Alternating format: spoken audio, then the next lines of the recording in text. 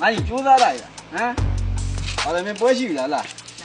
ဟုတ်တယ်ကိုကြီးငါပွဲနေမှာလက်စစ်ကကြုံတော့ပြန်ပြီဗျာ ရောက်ကောင်တွေကဖြစ်ပြန်ပြီလားကွာအဲ့လက်ကခဏကျွန်းနေဖိုက်တာတယောက်တော့ကဒါမျိုးလဲကျစမှာရှိထားတဲ့လေကွာမင်းတို့ကလက်အိတ်မပါပဲလေ့ကျင့်နေရအောင်ရော့ပြီး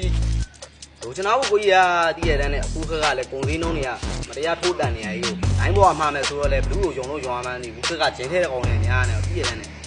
အဲ့ဒါမြန်ကွာလိုင်းပေါ်မှာငါမှန်နေကြဆန်ရှိတယ် ဟုတ်လား မင်းငါပြမယ် ဟောအပြပါအောင်ဆိုကြလား နော်ကွာ ဟုတ်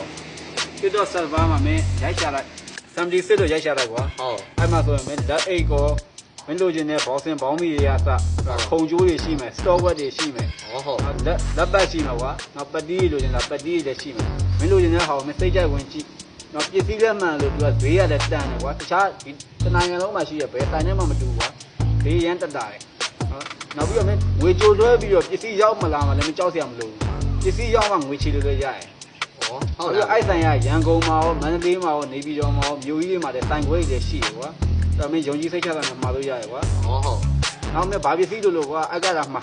အန်ကတ်ဒီပါရင်လည်းမှားရတယ် အကုန်ရတယ်ရ ဟောကောင်းတာပေါ့ကိုကြီးကိုကြီးအဲ့ဒါဆိုစေပြေတာပေါ့ဗျာနောက်ဆိုညီလေးဘာပဲလို့အဲ့76ကပဲမှာတော့မယ်နော်အဲ့ဒါဆိုစိတ်ချရပြီ